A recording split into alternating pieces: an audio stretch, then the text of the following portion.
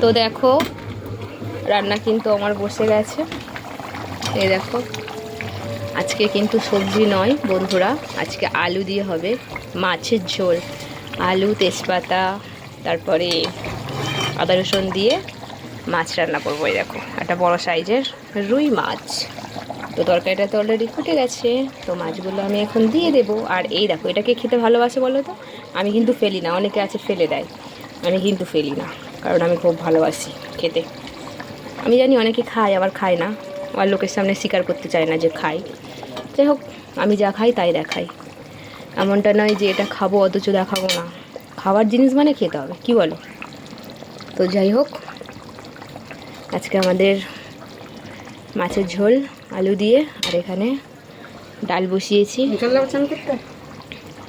তো তোমাদের কি কি রান্না হচ্ছে বলো?